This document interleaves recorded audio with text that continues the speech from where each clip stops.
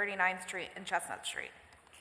Marty Gregorski with the Planning Commission. I'm here to testify on Bill number 190762, which was introduced in the City Council on October 3rd of this year by Councilmember Blackwell. This bill amends the Philadelphia zoning maps in the area described, and it rezones the property located at 3816 through 3836 Chestnut Street from RM4, multifamily residential, to CMX4, commercial mixed use. This change will match the property zoning to the surrounding community and to the recommendations of the Philadelphia 2035 Comprehensive Plan. Philadelphia City Planning Commission considered Bill number 190762 its meeting of October 15th of this year and recommended it for approval. And I'd be happy to answer any questions. Thank you, sir. Any questions for Mr. Gregorski on this bill?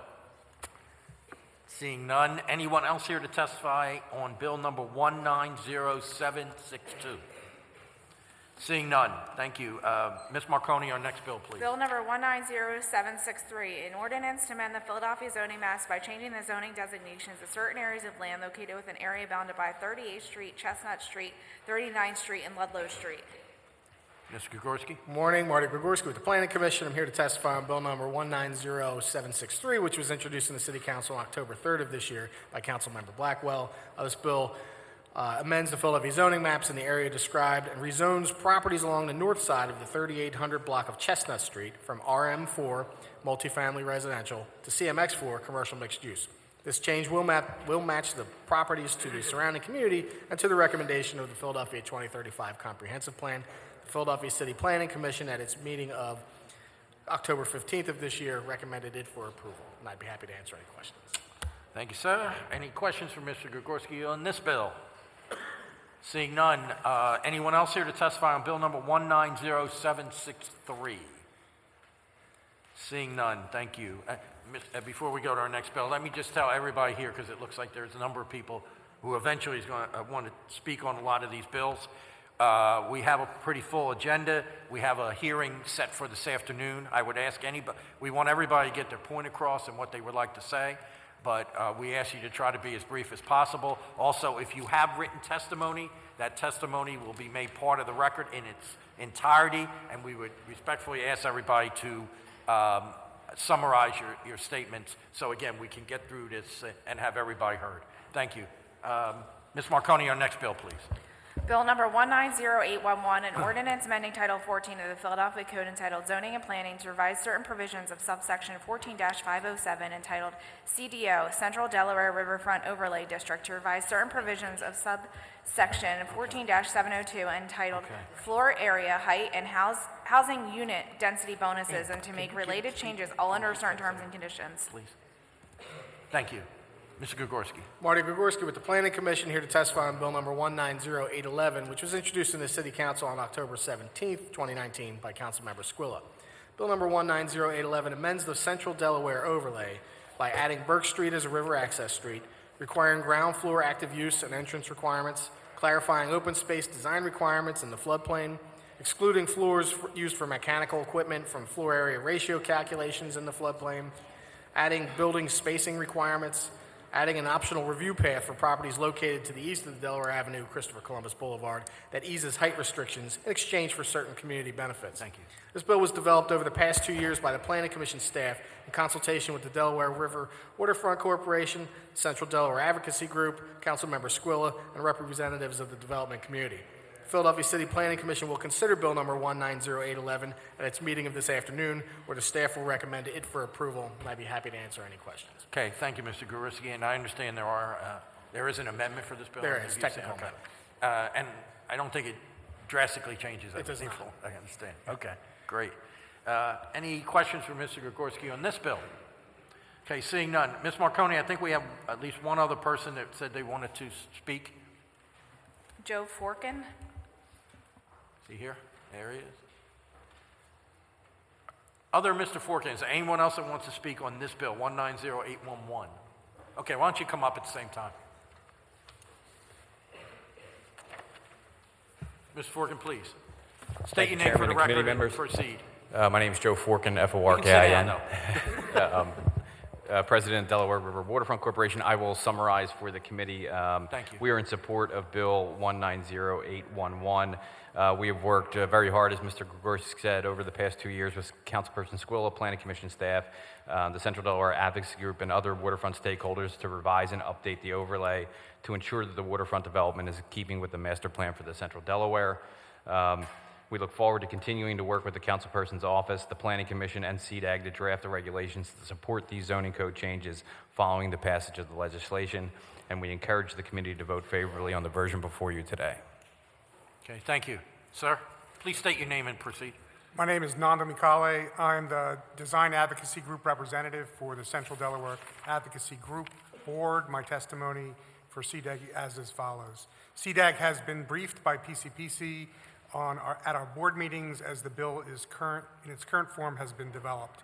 CDAG supports the bill as it advances the Central Delaware Waterfront Master Plan, and in particular the optional special standards review and exemptions process as a way to get density and heights to public benefit and tie to the best urban design.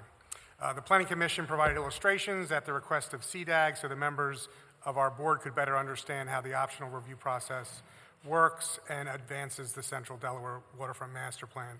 During the process, CDAG has been included in meetings at Councilman Squilla's office and has been provided specific recommendations to be included in the Planning Commission's policies and rules related to the permit and review process. CDAG will continue to advocate for the integration of specific rules into the Planning Commission's permit review process and any future amendments to the overlay. Thank you. Sounds like a lot of work's been done on this. Okay. Any questions for these witnesses? Okay, seeing none. Tom, you wanted to say something? Go ahead. Anyone else other than Mr. Chapman? No? Okay. Good morning, Mr. Chairman. Good morning. Members of the committee, Tom Chapman, attorney with Blank Realm here in the city. Just wanted to, I guess, more or less ask a question. I represent a client that had been involved in many of the discussions that were referenced by Mr. Gregorski, and there is something that I wanted to point out to the committee this morning, and it's more like a typo than an actual amendment in my view. If you look at page 12 of the bill, the version of the bill that I have,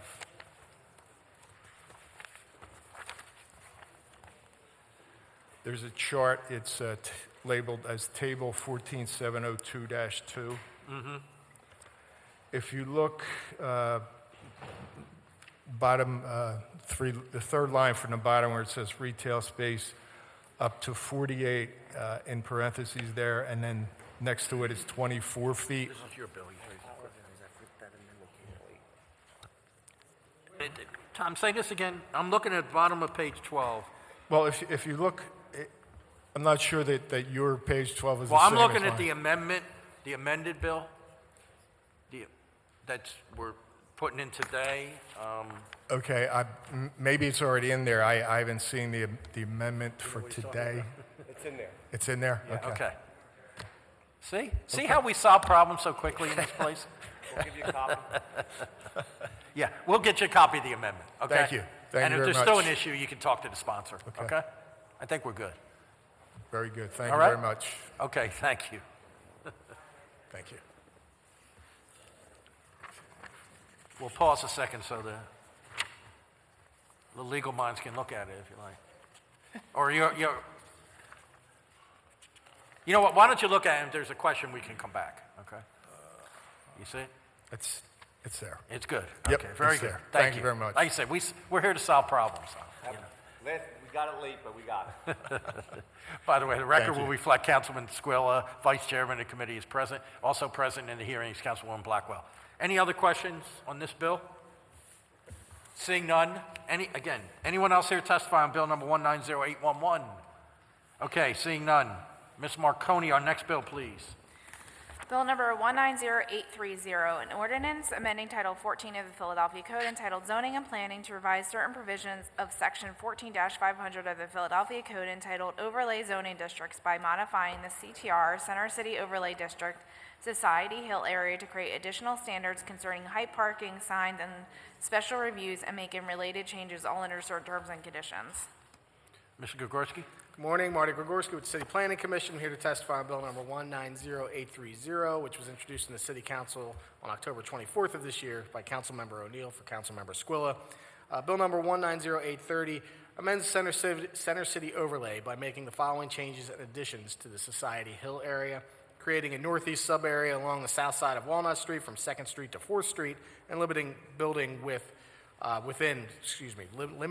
height within the sub-area to 65 feet, reducing the allowable height for lots with 3 street frontages zone CMX2 commercial mixed use, accepting all lots within the Society Hill area from the requirements of the newly enacted historic district zoning bills, increasing parking requirements for lots zoned RM1 residential multifamily, and adding additional signage regulations and approvals.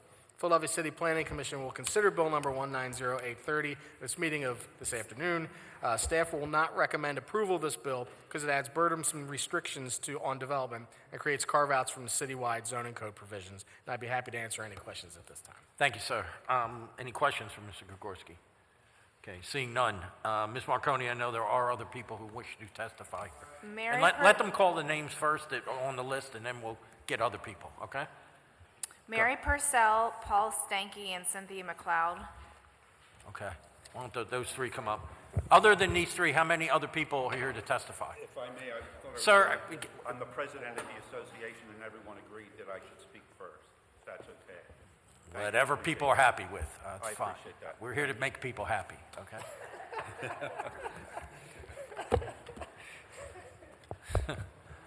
Thank you, Mr. Chairman. My name is Larry Spector. I am the president of the Society Hill Civic Association.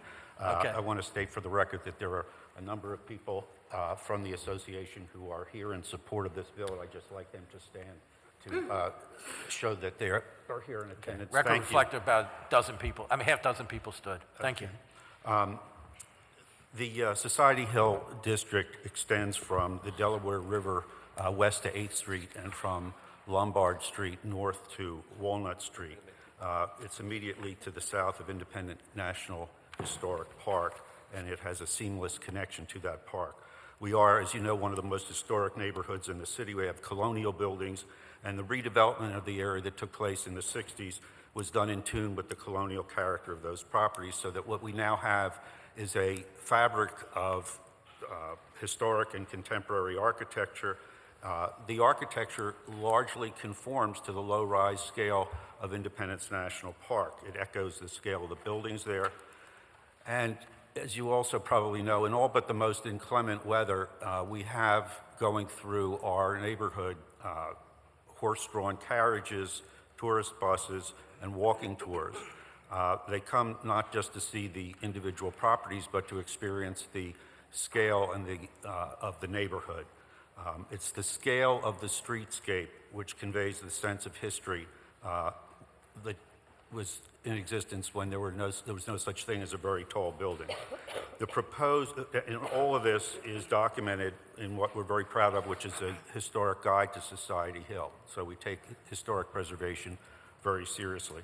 The proposed overlay is intended to protect and preserve that streetscape. We are asking for a 65-foot height limit on a very limited segment of Walnut Street from 4th Street East down to 2nd Street, excluding Dock Street. And we think that the buildings in that segment should not go higher than 6 or 7 stories, which we think is more than adequate to balance the desire for both development and the need to preserve the historic character of the area. Thank you. Okay, thank you. Please identify yourself and proceed. Yes, I'm Mary Purcell, Vice President of the Society Hill Civic Association, and I'm going to speak about the process that we undertook. In 2016, Society Hill commenced efforts to create our neighborhood plan from which this overlay was developed. Society Hill worked with professional guidance of KSK architects, planners, historians, urban partners, Viridian Landscape Studio, and the staff of the City Planning Commission, resulting in our detailed neighborhood plan, which I have here on the desk. A wide group of stakeholders participated in a deliberative and thoughtful process, including residents, businesses, houses of worships, and other institutions. Key elements of the plan include zoning recommendations, design standards, and an open space plan. Following analysis of existing condition and community goals, numerous stakeholder and community meetings, we delivered our plan to the Planning Commission staff in late 2017, and the Planning Commission unanimously accepted our plan in July 2018. Subsequently, we have continued to work with Planning Commission staff and Councilmember Squilla and have accepted changes to the plan, resulting in the overlay under consideration today. The neighborhood is quite invested in this plan and has spent countless volunteer hours working on it. We're very pleased with the results, and we thank you for your support in enacting it. Thank you. Before you start, is there anyone else here that wishes to testify on this bill other than these three witnesses? Okay, great. Please. Good morning. Good Cynthia morning. McLeod, Superintendent of Independence National Historical Park. It's a pleasure to be with you to speak in support of this overlay plan. I hope you agree that the relationship between the National Park Service and the City of Philadelphia is one of the very best examples of federal and municipal partnership. Not only does Independence Park abut Society Hill registered community organization area, but portions of our park, including the Tadeusz Kosciuszko National Memorial, are within the boundaries. The outcomes of the plan will directly affect the park. Philadelphia is very proud of being a World Heritage City. This plan must be part of protecting that World Heritage character. The park includes, of course, a World Heritage Site and numerous National Historic Landmarks. Skip through naming them all. A National Park Service report shows that in 2016, over 5 million visitors came to the park, spending $296.3 million in and around the park. That spending supported 4.6 thousand jobs in the local area and had a cumulative benefit to the local economy of more than $400 million. In addition to supporting tourism, the park provides a place of recreation and respite for our neighbors. Authorized by Congress after vigorous lobbying by Philadelphia leadership in 1948, in part to spur neighborhood revitalization and private investment, Independence Park's development parallels Society Hill's redevelopment during the 50s and 60s. These two districts share design guidelines based on compatible materials, massing, scale, and proportion. The integrity of the districts enables seamless passage from one to the other. On March 6, 2018, the park sent a letter to the Planning Commission that commented in detail on the plan. That letter should be part of the official record, and I have a copy here today. So today I want to reiterate our support for the plan's proposal to establish a special area, Zone 3, that would include the north and south sides of Walnut Street from 2nd to 4th Streets. Zone 3 would have a 65-foot height limit and require Planning Commission approval for all new construction or alterations. The National Park Service strongly supports this height limit, or really lower, because taller, more massive buildings on the south side of Walnut Street between 2nd and 3rd would put in shadow our buildings on the north side of Walnut, including the world-famous Merchants Exchange building, Dock Street, a carefully recreated historic landscape. A large building would also have an adverse effect on the First Bank of the United States, also a National Historic Landmark. The present structures on the south side of Walnut Street are respectful of the district's historic domestic scale. A large tower would conflict with the characteristics of the district and the park and would open the door to further similar out-of-scale development. We therefore support measures including height limits to perpetuate the design guidelines and integrity of Society Hill and Independence National Historical Park. Both are unique. Both are internationally recognized districts that have served as models of successful redevelopment. Thank you. Okay, all right. All right, thank you both. Oh, it sounds like you've all done a lot of work on it. I just want to ask again, is anyone else here to testify on this bill? No? Okay. All right. Thank Councilor you. Squilla? I just want to say, too, that this has been a long process. We've been at this for a while, and not everybody got everything they wanted in this process. It was long and tedious, and understanding that, as we move along and want to protect some of our historic preservation of our communities and neighborhoods, it's always a challenge to what to do legislatively. So I want to thank Society Hill and their community and for all the work and effort they put into it. And I know there were some knockdown, drag-out conversations during the process, but I think we got to a place where we all go away a little bit unhappy, but happy that we got something done. So thank you for your work. Thank you, thank you. Any other questions, And comments? thank you, Councilmember Squilla, for your support. Like I said, it sounds like a lot of work was done. Again, one more time, anyone else here to testify on bill number 190830? Okay.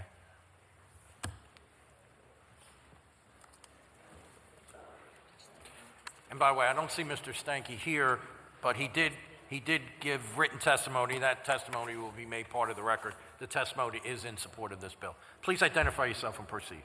Yes, my name is Mary Tracy, and I am on the Zoning and Historic Preservation Committee of Society Hill Civic Association.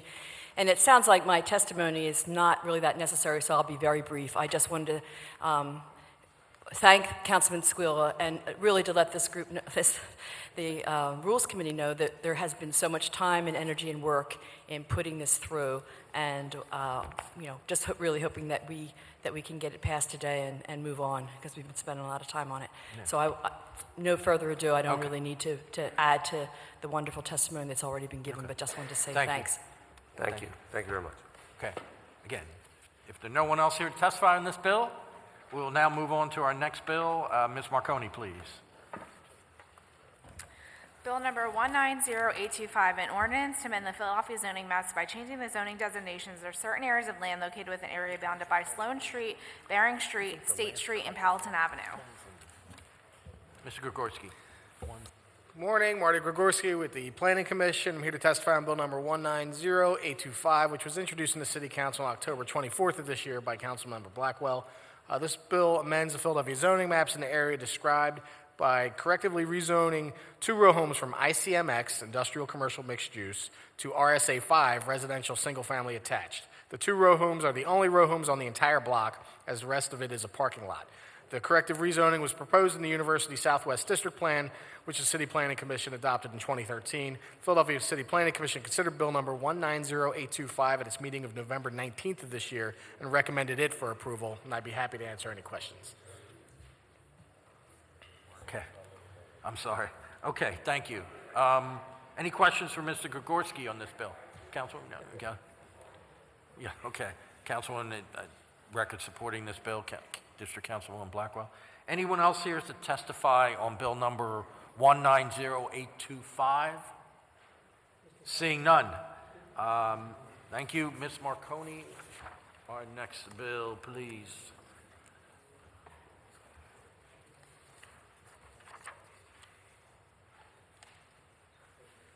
Bill number 190766, an ordinance to amend the Philadelphia zoning maps by changing zoning designations of certain areas of land located within an area bounded by Market Street, 22nd Street, Ludlow Street, 24th Street, Chestnut Street, and the Schuylkill River.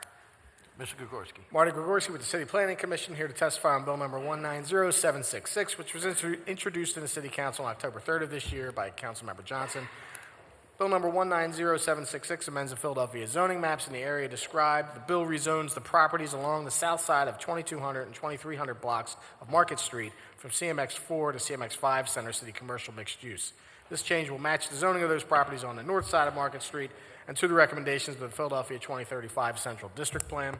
The Philadelphia City Planning Commission considered bill number 190766 at its meeting of October 15th of this year and recommended it for approval, and I'd be happy to answer any questions.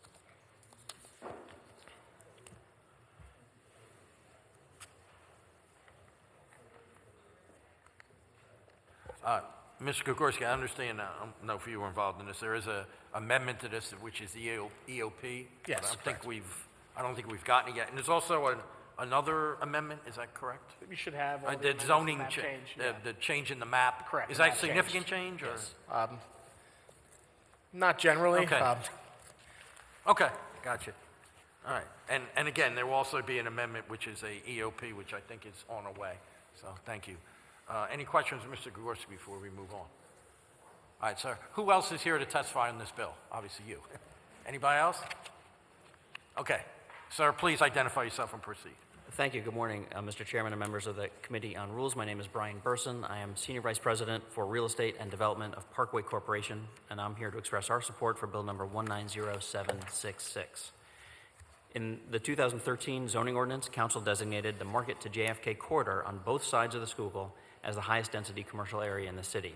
The proposed rezoning of this portion of Market West Street in Center City implements that prior action, is consistent with the comprehensive plan, and bolsters recent action of Council in rezoning areas of U City just west of the Schuylkill.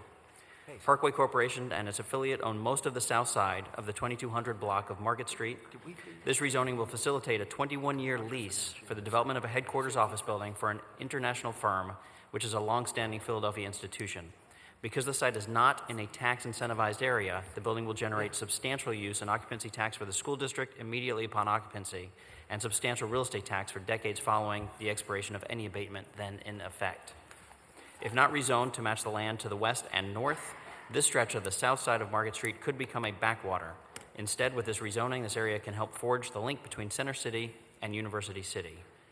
We have executed our side of the OEO and are waiting for a counter-execution. I'm happy to answer any questions. Yeah, I think we're still waiting for the original of it, I believe, but that will be put in at the time of the meeting. Right. Any questions for Mr. Burson or Mr. Gregorski? You're pointing to somebody. Huh? Oh, that's it? Okay. You got it. Okay, thank you. Again, anyone else here to testify on bill number 190766? Seeing none, thank you very much. Ms. Marconi, our next bill, please. Bill number 190784, an ordinance amending Title 14 of the Philadelphia Code entitled Zoning and Planning to provide for a height allowance for certain solar collectors, all under certain terms and conditions. Mr. Gregorski. Good morning, Marty Gregorski with the City Planning Commission. I'm here to testify on Bill number 190784, which was introduced in the City Council on October 10th of this year by Councilmember Green. Bill number 190784 amends the Philadelphia Zoning Code by providing for a height allowance for certain solar collectors. The bill allows for roof-mounted solar support structures as accessory structures in all zoning districts to allow for greater flexibility in rooftop solar installations. Bill number 190784 places height and setback restrictions on rooftop solar installations, requiring a 5-foot setback from both the extreme front and rear of the building and setting an 11-foot height limit. The Philadelphia City Planning Commission will consider Bill number 190784 at its meeting of today, where the staff will recommend it for approval with some amendments, and I'd be happy to answer any questions. Thank you. Before we move on, record will reflect Councilwoman Bass, member of the committee, is present. And I think there's an amendment to this which we were just given, which you're aware of, right? Correct. Any questions for Mr. Gregorski before we move to other witnesses? All right, seeing none.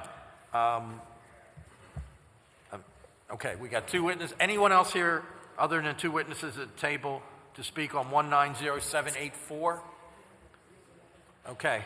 Please, whoever like to, we have your written testimony, so it will be made part of the record. Okay, great. Good morning, Chair Greenlee, members of the committee. My name is Emily Shapira. I'm the Executive Director of the Philadelphia Energy Authority. As you all know, the Energy Authority was created in 2010 to support the city on issues of energy affordability and sustainability. We've helped launch over $100 million in clean energy projects in Philadelphia and helped create nearly 1,000 jobs so far. I'm here today to testify in support of Bill 190784. I'll keep my testimony brief. I'll just touch on a few key points, what this bill does, why it's important, and how robust solar development fights poverty and creates jobs in Philadelphia, and then I'll just close with a quick technical note. So first, what the bill does. The bill before you provides a height allowance for rooftop solar installations so that solar can be accessible to residents who may have rooftop mechanical equipment, skylights, roof decks, shade issues, or other reasons that may prevent solar from being installed directly onto the roof itself. This allowance also accommodates new solar technology that increases the amount of power that can be generated in the same physical footprint. Currently, installing solar on a canopy structure above the building height limitation requires a zoning variance, which can take months and can cost thousands of dollars. That leaves that option only available to higher income households, can eliminate the economic benefits of solar, and often discourages homeowners from moving forward with solar at all. Secondly, I'll just say quickly why this bill is important. This bill expands solar access in Philadelphia, which creates local living wage jobs among its many environmental and community benefits. Solar provides cost savings to homeowners over the life of the system. It protects roofs and helps stave off the worst impacts of climate change in our city. The city's commitment to reduce carbon emissions by 80% by 2050 requires that we expand solar development to at least 15 megawatts per year in the near term. Last year, 2.2 megawatts of solar was deployed in Philadelphia, so we are a long way off of where we need to be, and this bill will help ensure solar is an option for many more Philadelphians and help us reach these goals. Third, supporting robust solar development in our city fights poverty and creates jobs. The Energy Authority has a lot of experience working with city residents of all income levels to install solar. We run Solarize Philly, a citywide solar discount program and the largest of its kind in the nation that's helped over 550 residents install rooftop solar. There are over 6,000 additional households that have expressed interest in moving forward with solar in Philadelphia, so we know reducing barriers to solarizing is important. This bill will be particularly helpful for low and moderate income households. When low-income households go solar, we typically only install on roofs that are brand new or in very new condition. Solar panels last for 25 plus years, so if there's a roof leak or another problem that requires a roof repair, the solar array may need to be removed to make the needed repair. A solar canopy that is raised off the roof, which would now be allowable by right under this bill, can prevent those future unexpected expenses. Under our program, LMI households going solar will save 20% of their electricity costs from day one. Philadelphia is one of the fastest growing solar markets in the country, largely due to residential solar development. As we've seen over the last 3 years, one living wage job is created for every 15 homes that add rooftop solar. At PEA, we train high school students and opportunity youth in solar installation and design and are in the process of launching the nation's first career and technical education 3-year program in solar energy called Bright Solar Futures. The program hosts its first class of 10th graders this coming fall at Frankfurt High School.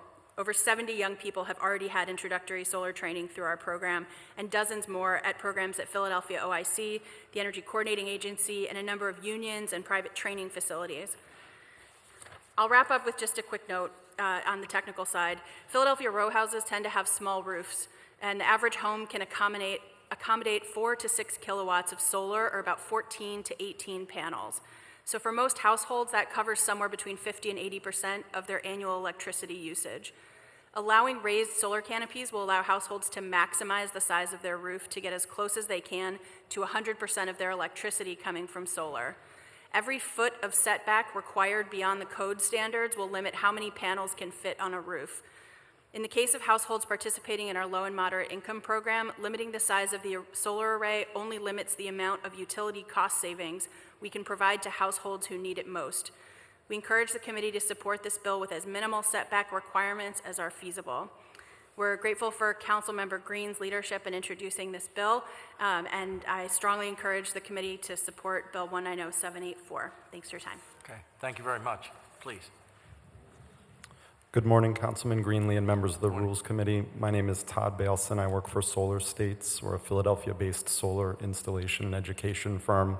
We've submitted written testimony, so to be brief, I just want to corroborate our support for Bill 190784, our appreciation for Councilman Green, and I'm available for any questions. Thank you. Okay. We like that shortened testimony. Very good, sir. Thank you. Any questions for the panel at all? Seeing none, just for the record, there is written testimony that will be made part of the record in support of this bill from the Brooklyn Solar Works and the Sustainable Business Network. So, thank you. Thank you all very much. Is there anyone else here to just testify on bill number 190784? Okay. Ms. Marconi, our next bill, please, which I think will probably have some witnesses. Bill number 190638, an ordinance to amend the Philadelphia zoning maps by changing the zoning designations of certain areas of land located within an area bounded by Cedar Avenue, 52nd Street, Locust Street, and 46th Street. Mr. Gregorski. Good morning, Marty Gregorski with City Planning Commission. I'm here to testify on bill number 190638, which was introduced in the City Council on September 12th of this year by Councilmember Blackwell. This bill amends the Philadelphia zoning maps in the area described. It was requested by the Garden Court Community Association. Planning Commission staff has worked several years with both members of the Garden Court Community Association and the local council office on this remapping bill. The community, the council office, and the City Planning Commission created a list of shared goals, which are the framework for this bill. The goals focus on protection, reflection, and growth of Garden Court.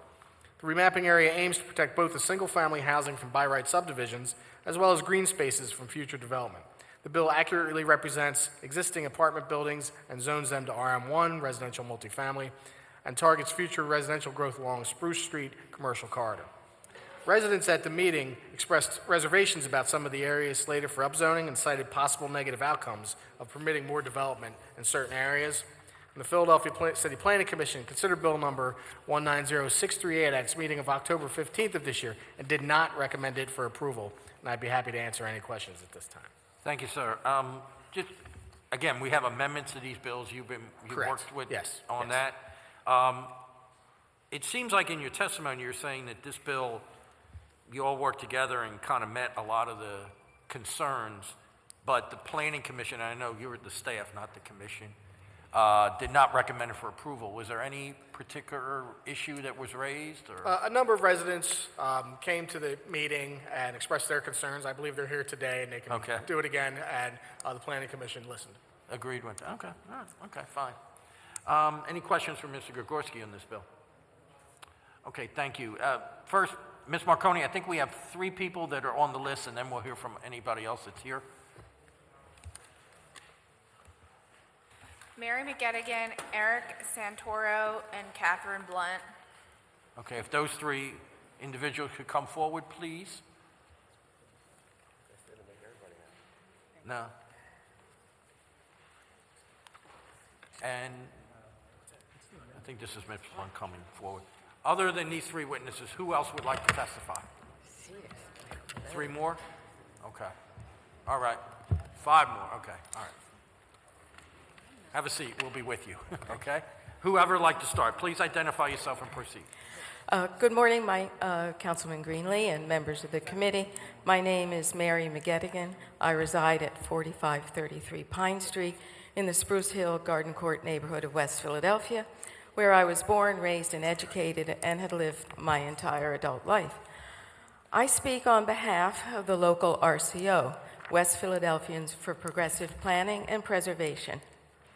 We are asking the councilwoman today to either withdraw or revise this bill.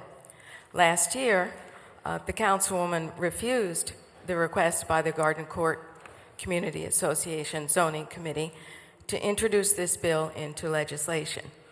And as you see, last month, the City Planning Commission refused its support. Now, while we support the portion of this legislation that is intended to protect by downzoning many blocks of single-family homes that are currently zoned for apartments, we are adamantly opposed to the portion that proposes to upzone a large area of Garden Court, specifically from 46th to 50th Streets between Spruce and Pine. This upzoning proposal ignores the development pressures that have been affecting our West Philadelphia neighborhoods for the last several years and are only increasing. The results have been severe. Active apartment buildings, many offering affordable rents, and historic but undesignated structures have been demolished and replaced by oversized and cheaply constructed dorm-like buildings intended to house a transient population of mostly student renters. This makes money for real estate speculators, but does nothing to enhance the quality of life for the residents of our neighborhoods. The proposal to upzone certain blocks between 46th and 48th Streets from Spruce to Pine is particularly egregious. While it's arguably appropriate to designate sections of Market, Chestnut, and Walnut Streets as CMX3, it's indefensible on Pine Street, which is small and almost wholly residential. CMX3 is a zoning district intended for commercial uses that have a community and region-wide reach. That does not describe either Pine Street between 47th and 48th, nor Spruce Street from 46th to 50th. In fact, the retail climate in this area is poor and consists of nothing resembling a major retail attraction. It in no way justifies a CMX3 zoning designation. The proposed upzoning would also threaten the historic fabric of our neighborhood. For instance, the bill wants to change the zoning of the entire south side of Spruce Street from 46 to 47, from single family to apartments.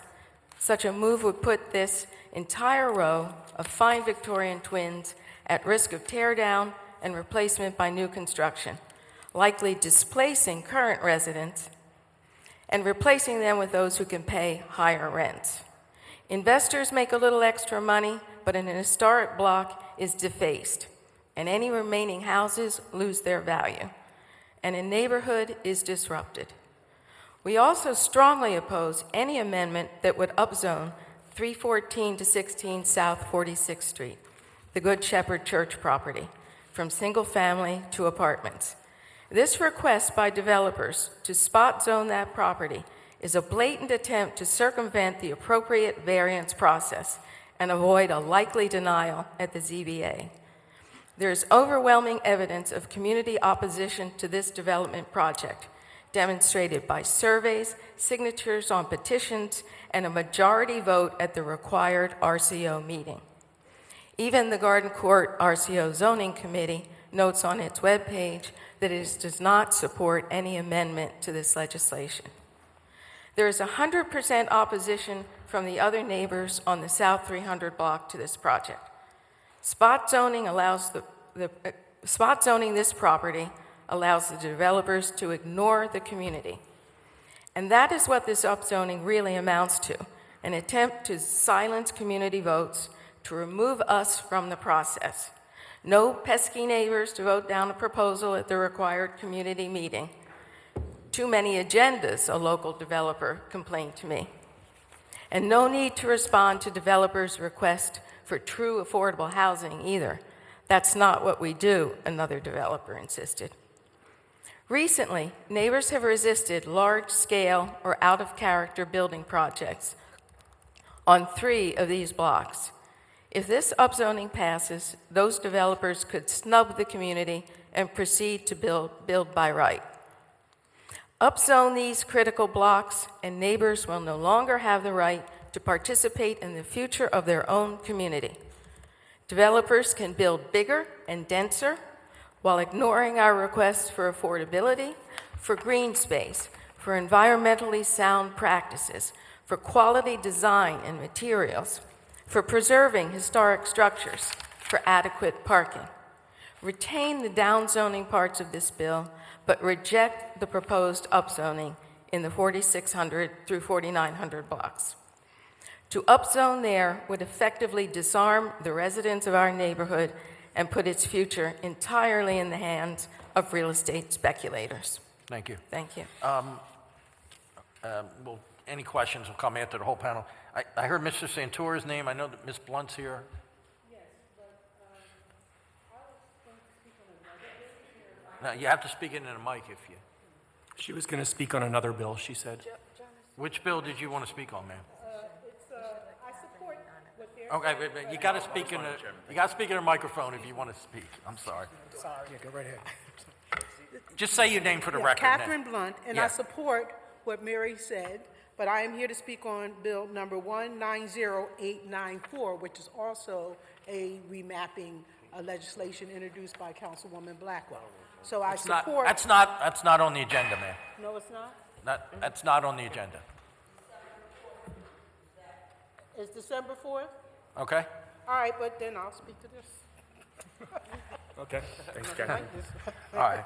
Okay. And what I would ask for people to do, not just to repeat what everybody else said, if you have something else to add, that would, so we can expedite. Understood. And Please state your name for the record and proceed. So my name is Eric Santoro, 4535 Pine Street. I live on the eastern edge of Garden Court Community Association.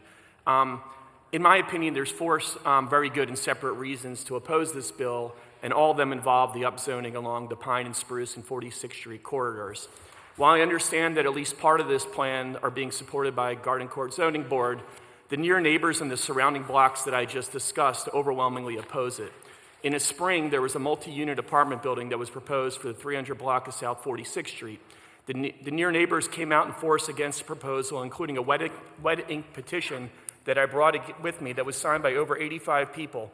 In the relevant part, this petition says, the area between 45th and 47th Street and Spruce and Pine Streets is already one of the densest areas in the Garden Court, Spruce Hill neighborhoods.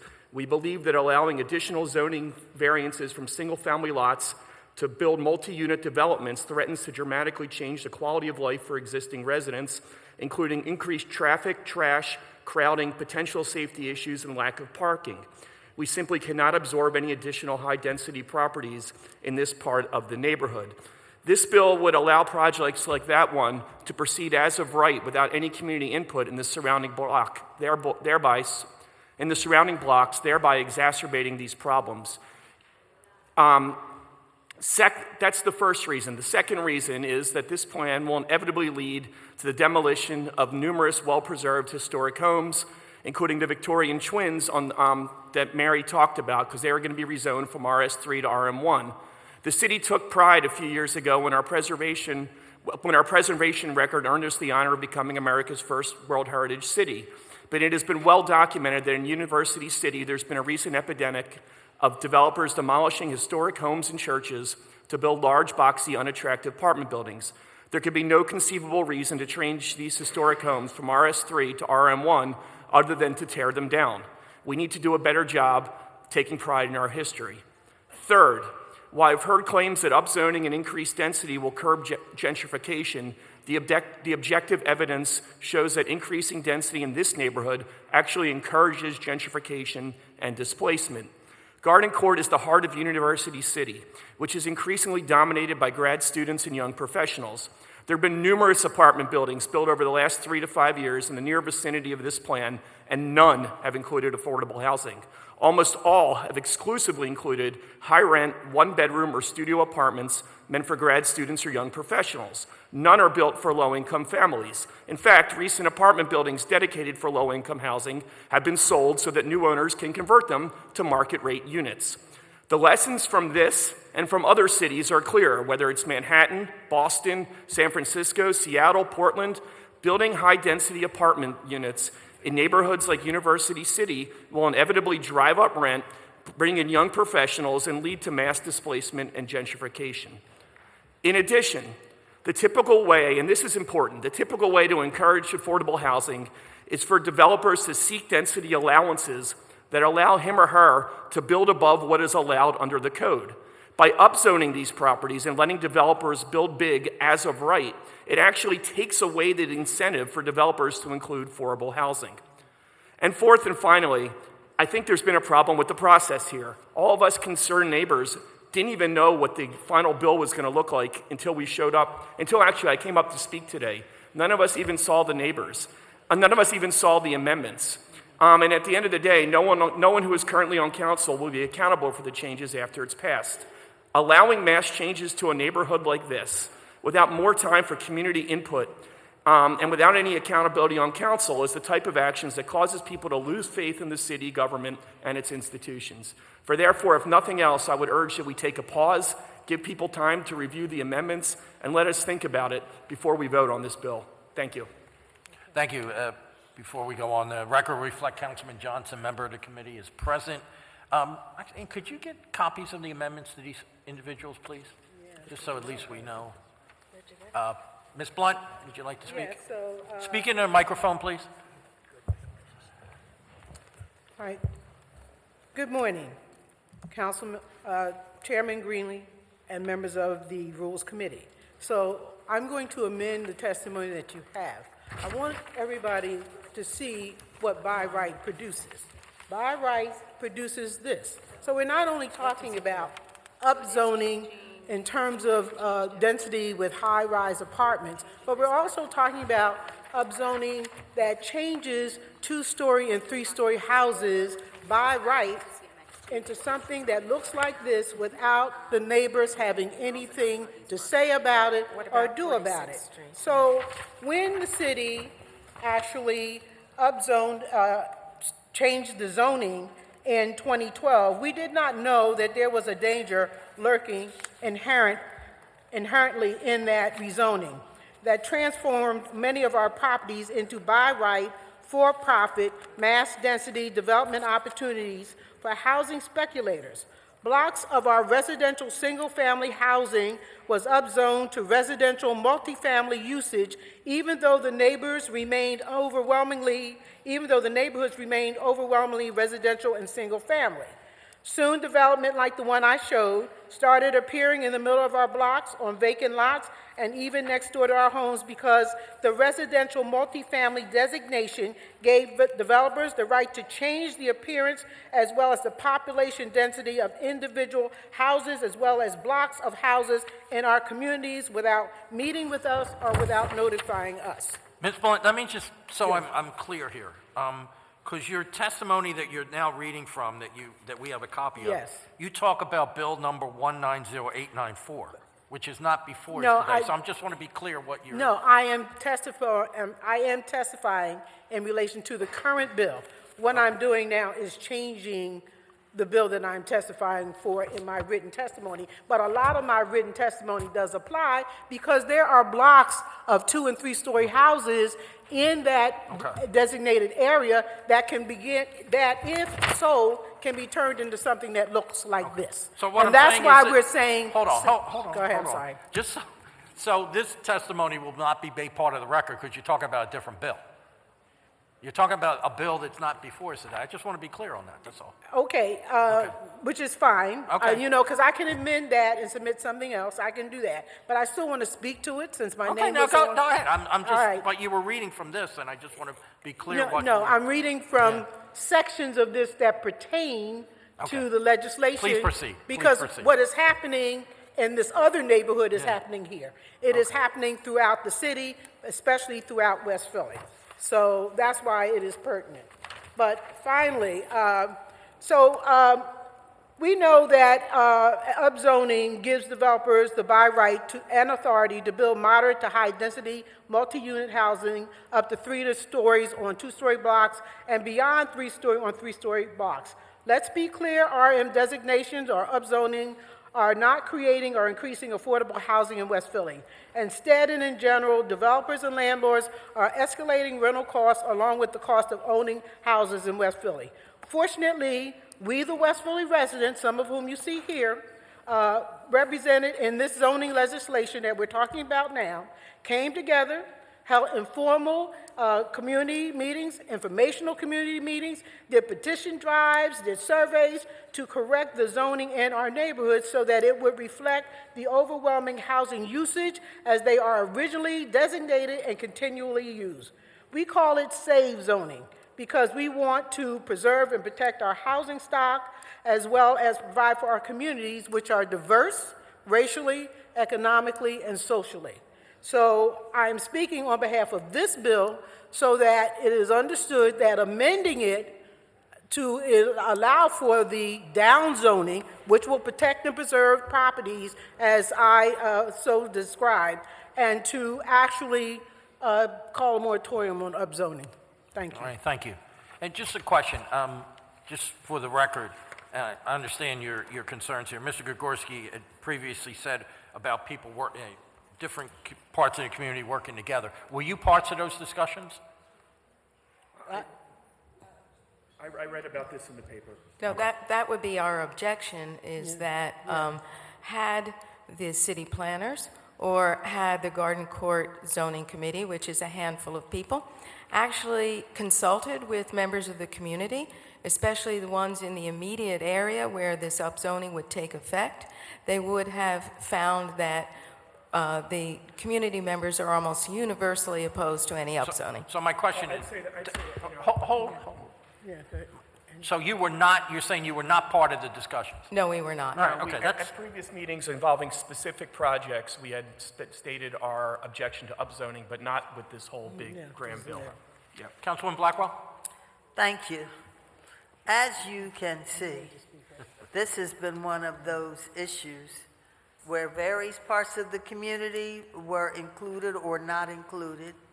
There have been many meetings, and there are various aspects of the bill, 147th to 48th and Pine, where they don't want, these folks here do not want the zoning to increase the area there where people can zone, per the picture that doesn't relate to this bill and other things.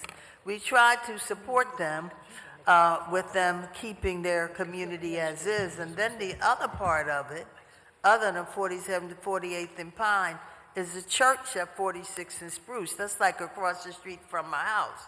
And that is another issue that's involved where the church itself wants to sell it and increase zoning for a little area next door for around 18 units, something like that. They don't want that either because they feel that it will add too much density to the area, and so they're against that. We have tried, and it's taken forever to get this far, but we have tried to support the community, as is our job as elected officials, the majority of the community and what they want. And so we support them in their requests here today. Okay. Thank you, Councilwoman. Thank you, And Mr. just, Chair. just for the record, if there needs to, there will be those amendments will be put in today that have been, I think now you have copies of, and there will still be time if the committee reports this bill out today to still further amend before there's final passage, correct? Yeah.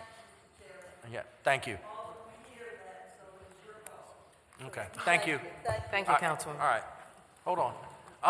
Okay, thank the three of you, thank you. Okay, who else wanted to testify here? 1, 2, 3, 4. Why don't you come up and sit in these chairs here? All right, fine. Now, let me just ask, is everybody here coming up opposed to the bill? You know, if Silence. Mr. Chairman, if you wouldn't mind, I actually chair the neighborhood zoning committee. Pardon me? I chair our neighborhood zoning committee, Yeah. Garden Court Community Association, and I do want to sort of distinguish between community interest Okay, all and right. sort of active property owner Hold on interest. before you start that. Just so I'm clear. People are walking up here. Who is opposed to the bill? 1, 2. Sir, I was in support of the bill until I saw these amendments right here. Jeez. Okay. All right, sir, why don't you start and identify yourself? All I'm asking people is just don't repeat what everybody else said, okay? I'd like to hear additions, either pro or con on this. Thank you, Mr. Sir. Chairman. My name is Jonas Masunas. I chair the zoning committee for the Garden Court Community Association, testifying in support of Councilwoman Blackwell's bill 190638. Before I get into what I had previously written, I'd like to concur with Mr. Santoro's frustration with the complete lack of communication and transparency regarding any amendments to the bill. As previously noted, this is the first that I've seen. I haven't had a chance to even read anything yet. I'd also like to, before beginning, note that Ms. McGettigan misrepresented the community poll taken at the meeting GCCA held regarding the Good Shepherd Community Church at 314 South 46th Street.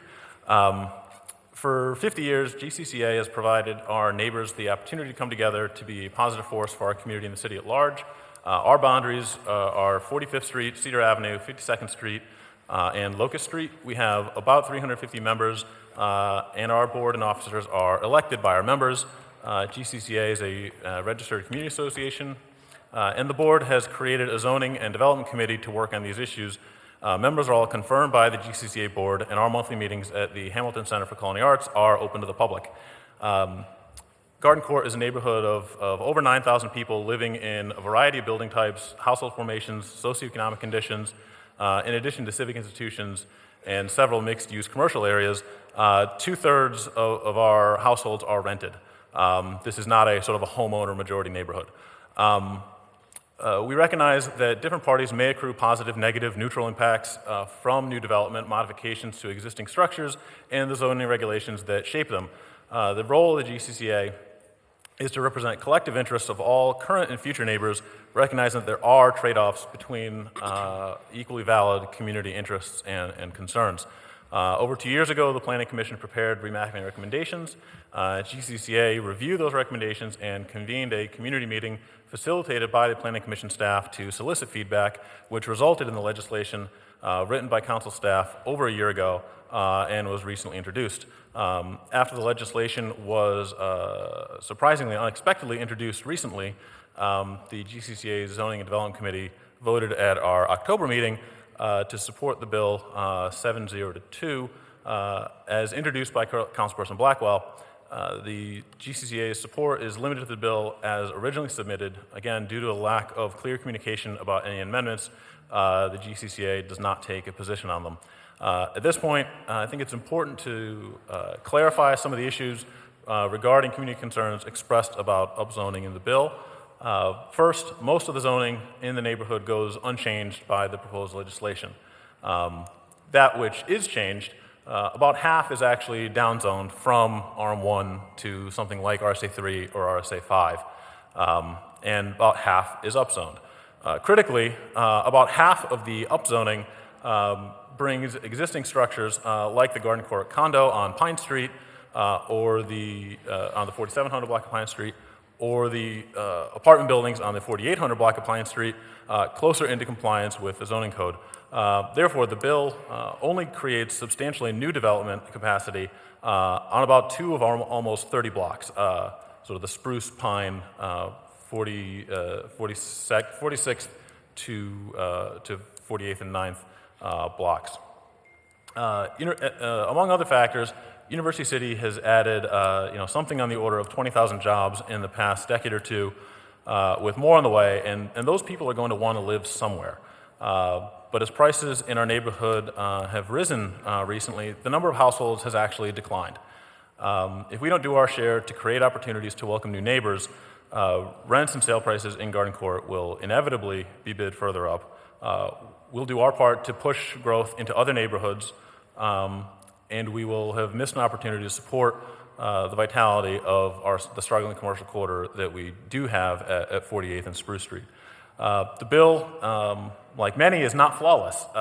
It permits increased development intensity along the Spruce Street corridor and protects some vulnerable green spaces, but it also expands single-family districts that prohibit apartments and there's a lack of an historic or conservation district, and that increases risk of unnecessary demolition. But on balance, we believe that the bill moves our neighborhood in the right direction. All right, thank you. Thank you. Please identify yourself and proceed. Hi, thank you for letting me speak here today. My name is Christopher Mejia Smith. I'm a resident of the 4900 block of Pine. I care deeply about my neighborhood and its future. I believe that change is inevitable, and we can either proactively shape change or be shaped by it.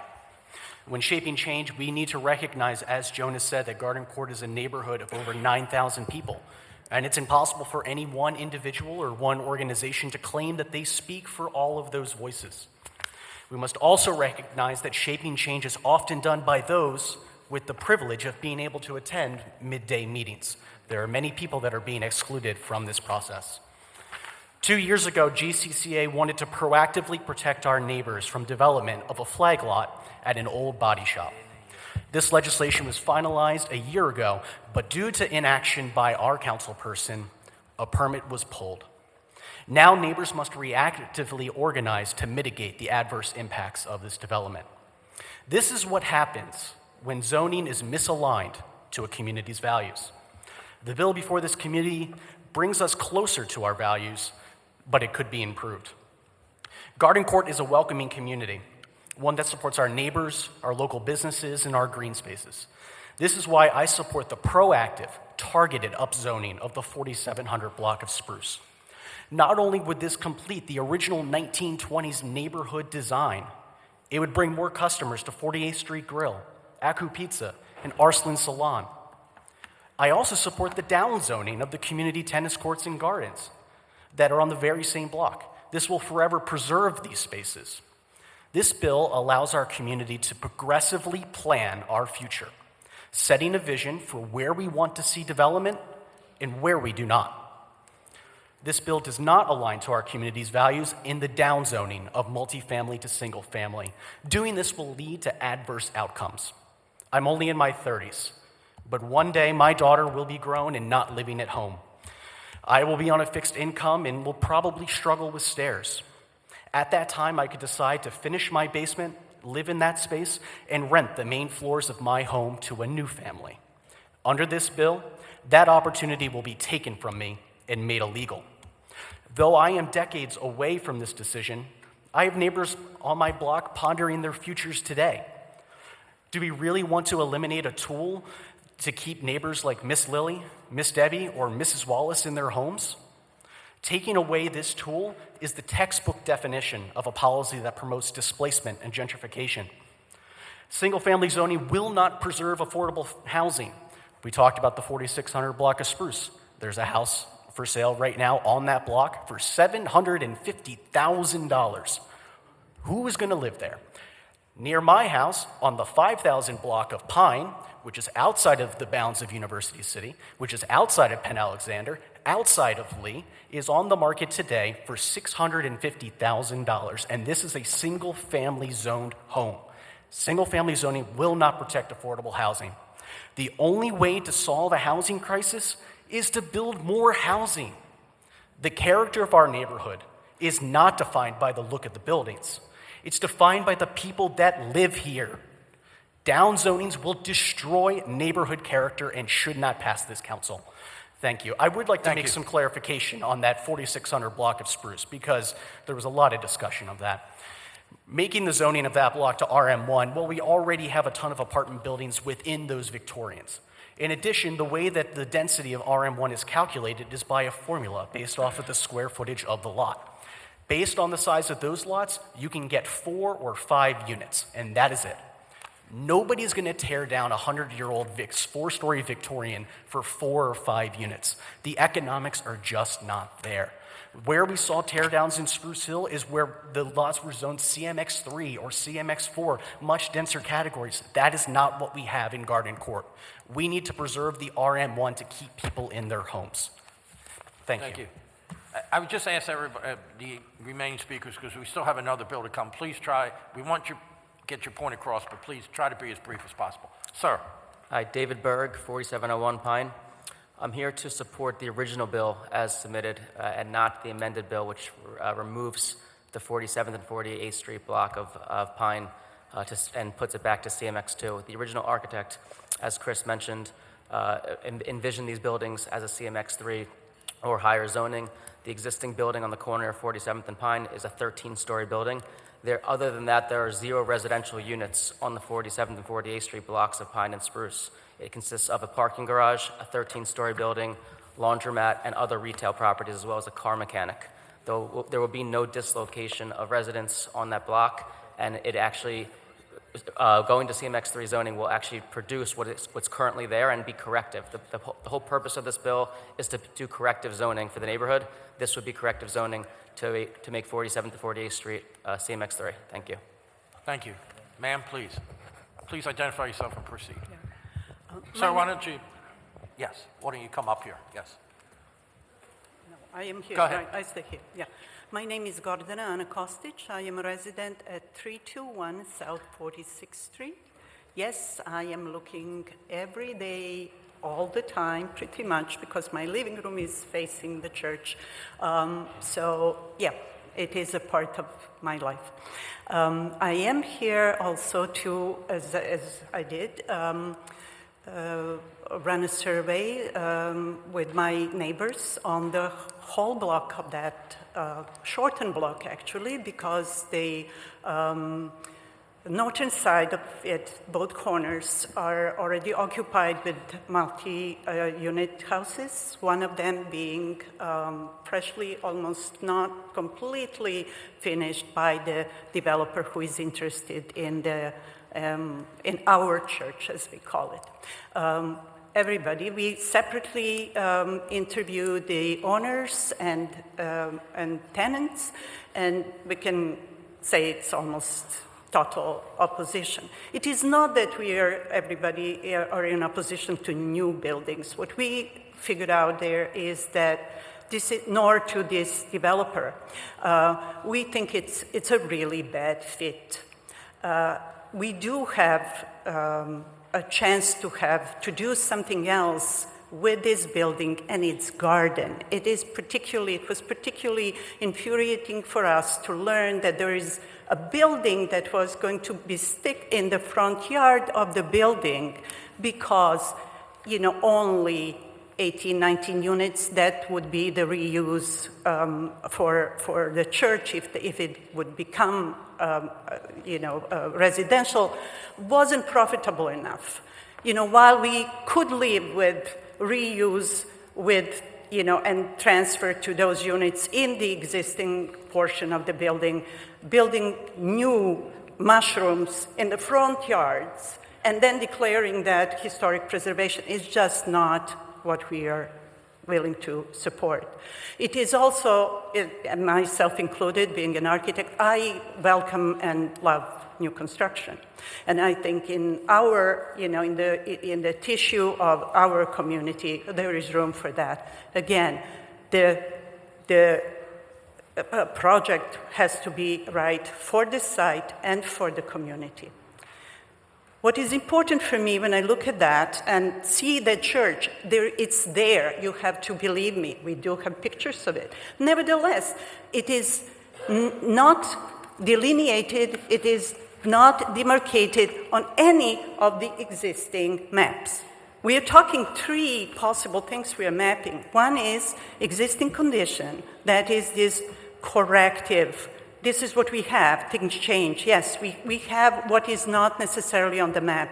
There is the map that is 2012 map, the current master plan, and then it seems to be a proposed master plan coming there as well, spotty. And then somehow they overlap. We should be able at this point to see it, even to see it on the city atlas. It's not difficult to be, this is a little digression, but it makes sense. It's connected to this. We can see it in layers. We should be able to click on it and say, oh, this is the existing condition. This is what the things are actually that are there, yeah? Because the church is not on any of the maps, yeah? On the first one, we can understand the one that is existing condition because the whole block was mapped single family. Well, in that case, yeah, maybe, we can even argue that single family, I try to, present that. Single family as a residential for something like church, or as we see in other uses that are definitely not single family, could be used as a kind of restrictive purpose, in a guardian way for that block. But now with changes, that in a way makes sense. We see what everybody is trying to contribute in a certain way, I believe, after hearing and being somewhat immersed in all of this, although we were never notified, so the process for us were very, very strange.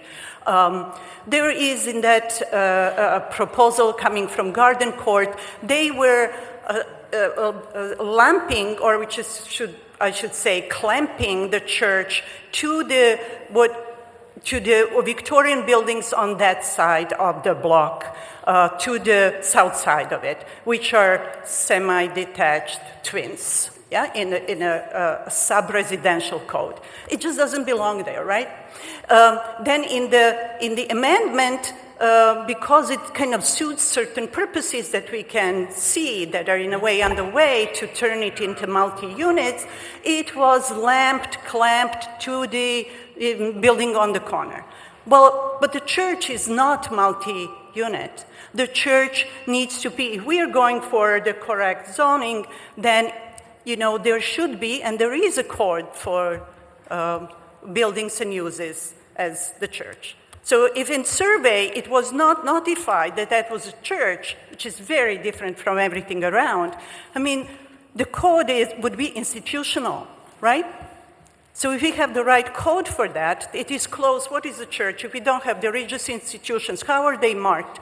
What is it close to, if nothing else? It is similar to educational. It is similar to, cultural centers, arts performance, and so on. So I would ask for it to be delineated, to be, coded or zoned correctly for what it is, and then we can from there go into what is needed to move it for something else. We identify also within the community willingness and actually we have people who are able to transition the church as is with its garden, which is intrinsic part of it, into a community center. And that is what community needs. This is what we don't have around. That's Okay, right. thank you. Thank you, ma'am. Yeah. All right, hold on. If you could see these seats, so these two gentlemen, sir, if you'd like to come up front, please. Just try and keep things moving here. Yes.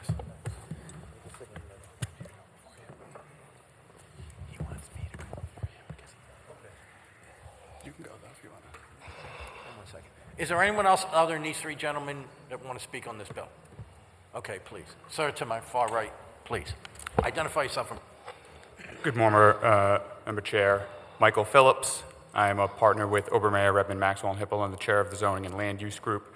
I am here to speak specifically to the rezoning, and while I appreciate the corrective nature of the proposed map and believe that it accomplishes what it achieves in many regards, the inclusion of 314 South 46th, which is the Good Shepherd Church, within the RTA1 designation is not corrective and would actually impede the adaptive reuse and preservation of the existing church. This is not spot zoning, this is corrective rezoning. 314 South 46th should be included in the multifamily classification as RM1, similar to the corner property multifamily building at 4600 Spruce, to permit not only the adaptive reuse of the church, but would also have the additional benefit of creating affordable housing units within that property, which, as many people have already testified to, is sorely needed in the area. This is a 9,300 square foot lot. Treating this lot as a twin would impede any future development and would imperil the future well-being of the church and its constituents. The congregation of the church is here to oppose the bill in its current form as not correctly rezoning the Good Shepherd Church. I also want to point out that the adaptive reuse as multifamily of Good Shepherd Church is something that's supported by the Preservation Alliance, University City Historical Society, and for which the developer and equitable owner went before Garden Court Community Association and worked extremely hard over a period of over 8 months to obtain the community's support for the adaptive reuse. That adaptive reuse plan, again, includes affordable units. It supports local jobs, and it implements numerous beautification efforts. The homes to the south, these Victorian homes, are correctly in this proposed zoning bill reclassified as RTA1. They are twins.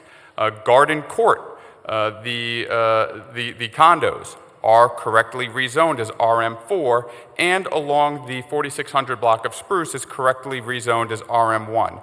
I would urge that this bill be held and revised so that the map is correctly reflects the multifamily classification of the Good Shepherd Church at 314 South 46th to correctively rezone this as RM1 to allow the adaptive reuse of the building, the preservation of the building, and the increase in affordable units in the neighborhood.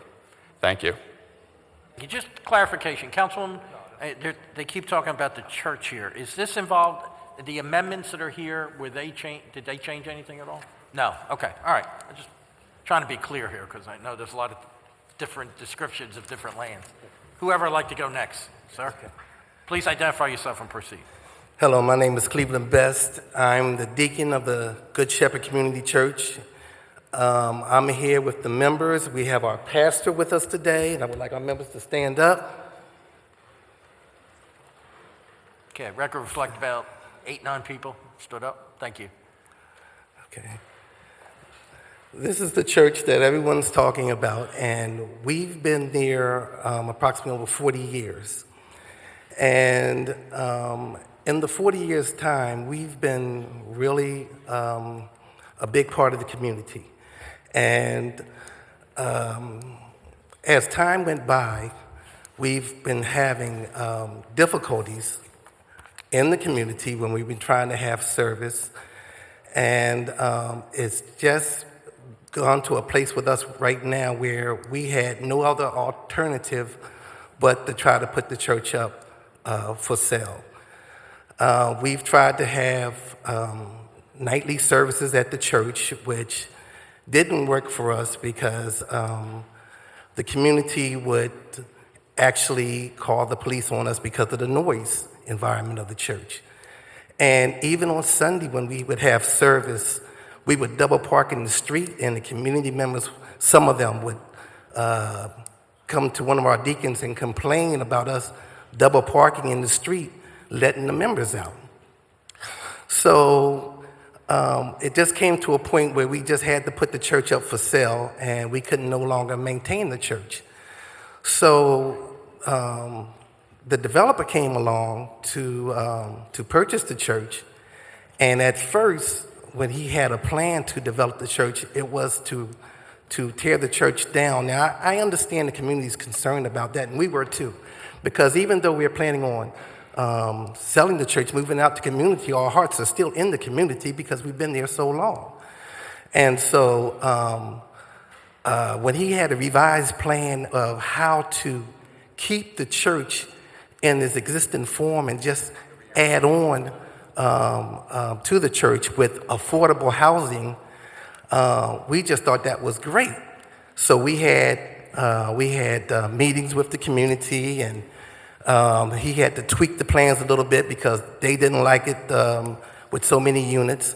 So what he did was he scaled down on some of the number of the units, and yet the community still was not satisfied with the way the building looked, even though the existing structure of the building was still going to be there with the add-on.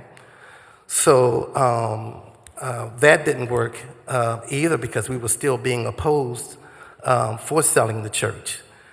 And we think that the church staying in this existing form with just the add-on would be actually an addition to the community, especially with the affordable housing, rather than being a plight. And one of the things that I've heard up here, and I do sympathize with, is how they're just tearing down all the historical buildings in the city. And I thought that was a plus for us to be able to actually maintain the church and just add on to it. I mean, that's a win-win.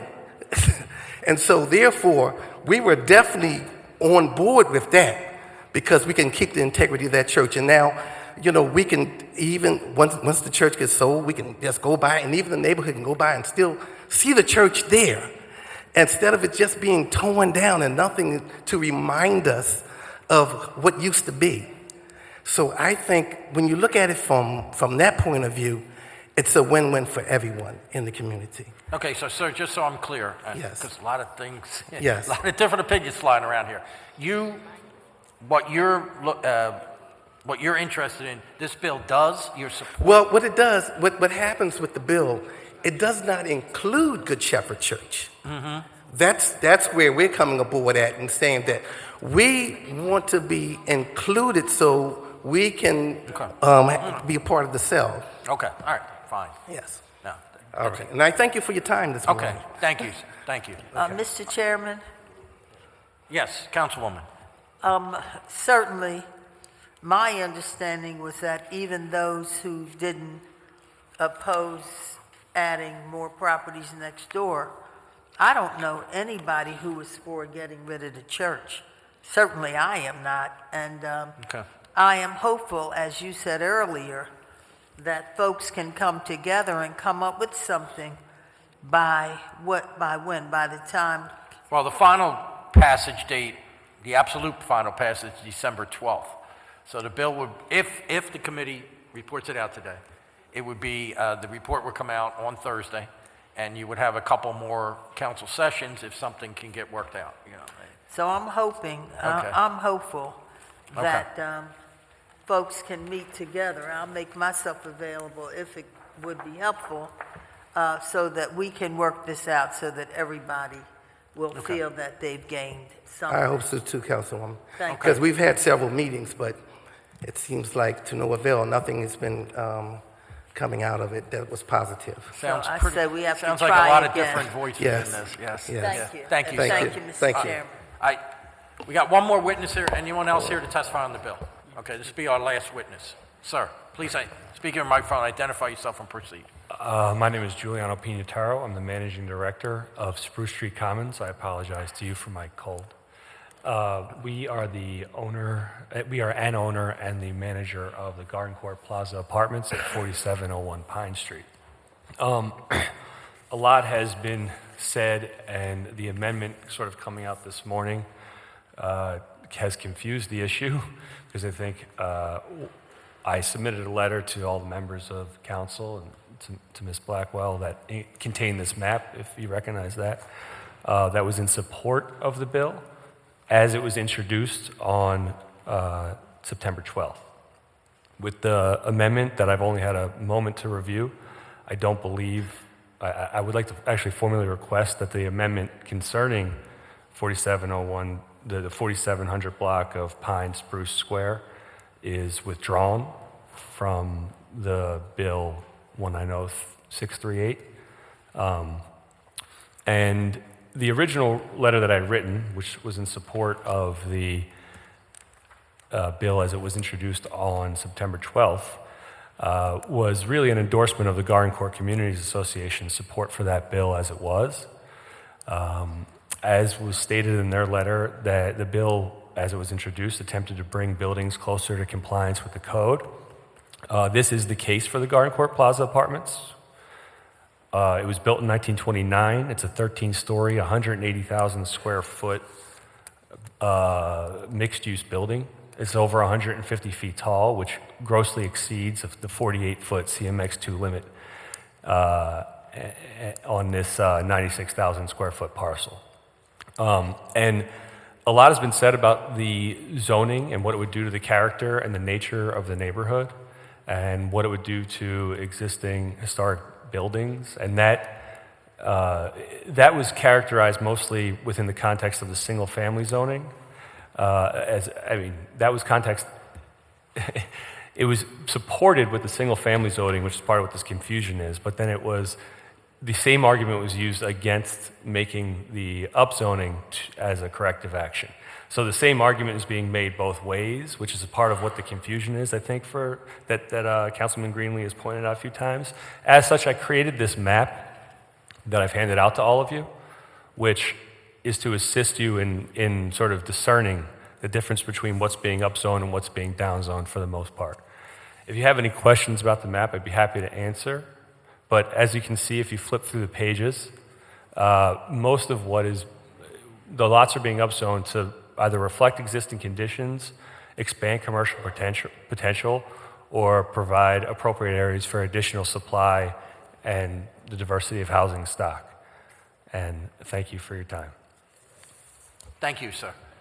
And as the councilwoman said, she is still open to discussions on this. It sounds like a very involved thing. Sometimes when you put amendments in to try to address some issues, other people don't like those, and you try to do your best to find the middle ground on these kind of things. Just as a matter of procedure, because I'm not well versed in this, was my formal request on the record an adequate formal request for the removal of the amendment? No, you can request anything, and then it's up to the committee.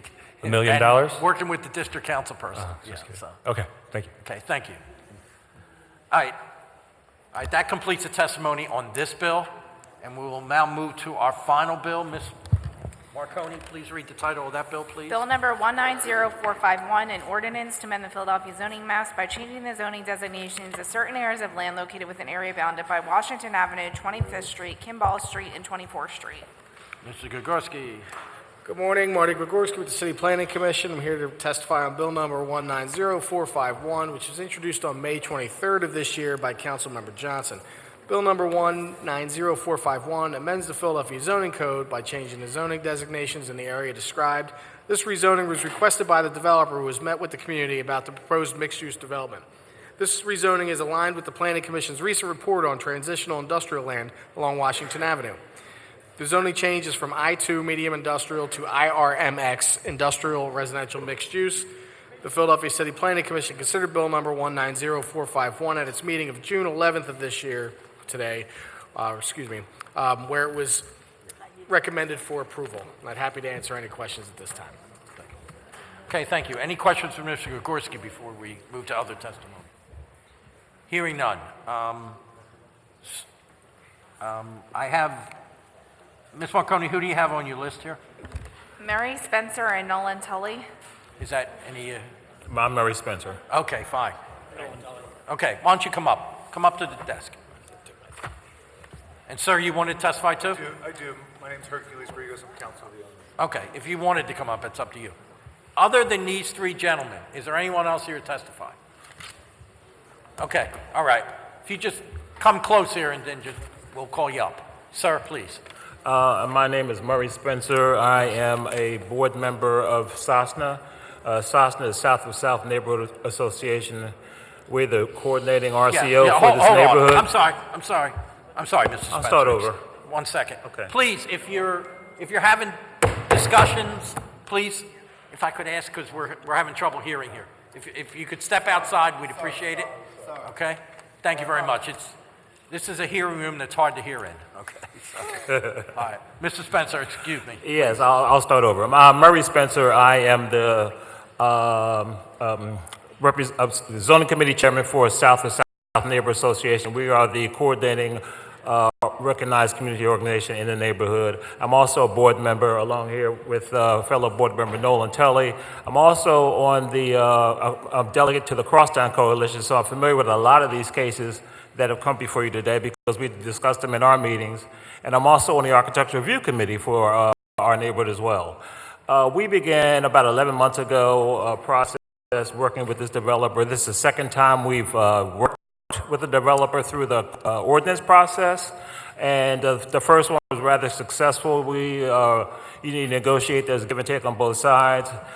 We feel as though with the first project, which is at Broad and Washington, that we got a lot of what we asked for, and we've learned some things from that project and tried not to repeat what we saw with a few mistakes in that project.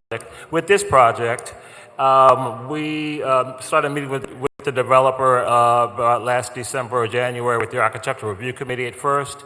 We worked out some architectural differences, and at some point we asked if they would be willing to sign a community benefits agreement. And in that agreement, we asked for affordable housing. I think we asked for 5%, but they were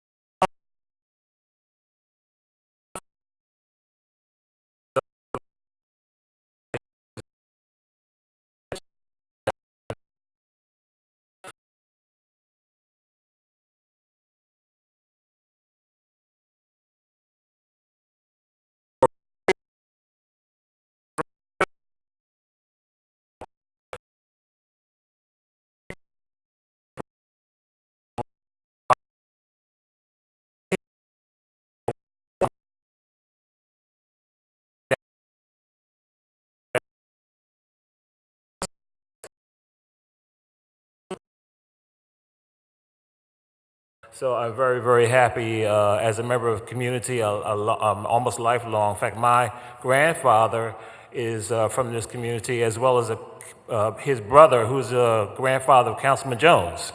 So we're cousins. They began their lives in that neighborhood back in the last century, almost 100 years ago. So with that, I support this project 100%.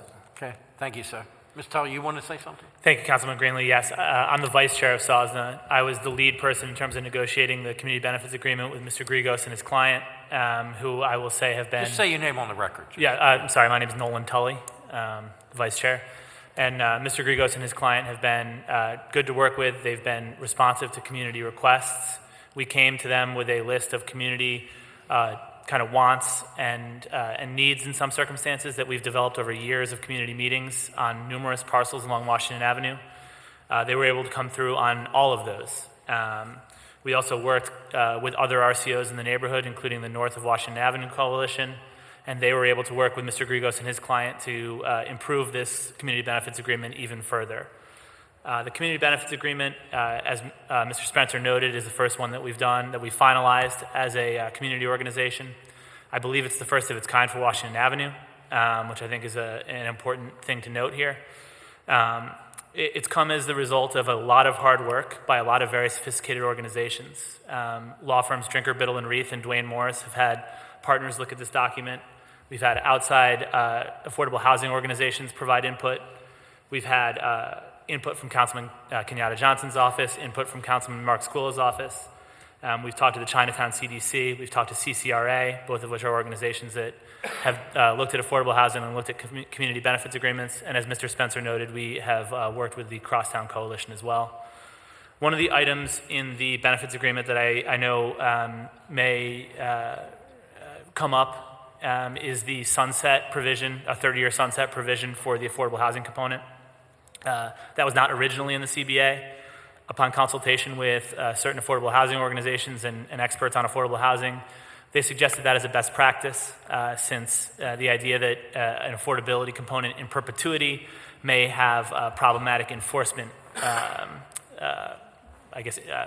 consequences when 100 or 200 years from now, affordability looks a lot different than it does now. Certainly, Washington Avenue looks a lot different in 2019 than it did even 50 years ago. So we learned that 30 years or so was a best practice for a sunset provision on affordability, and that's why that remains was added to the community benefits agreement. And in conclusion, I will say I'm very proud of this agreement. I'm very proud of this development.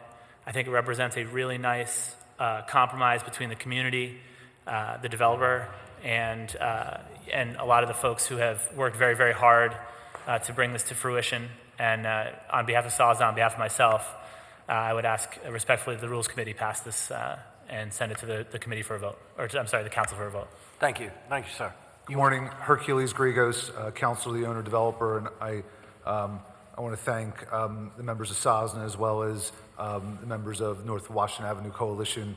I think we worked really hard, dating back to over a year ago, meeting with the Architectural Review Committee. I have a detailed list of 7 public meetings that we had, in addition to a number of meetings with committees, stakeholders in the neighborhood to improve the project and come up with a community benefits agreement that I think works for everyone. I want to especially thank the North Washington Avenue Coalition for really adding a bunch of provisions that we think will really benefit the project and benefit the affordability, including increasing the number of units from 8 to 10 units, which on the whole, I believe it's about 53 rental units in the project of the total 80 plus units. So it's really almost 20% of the rental units are going to be at the 60% AMI.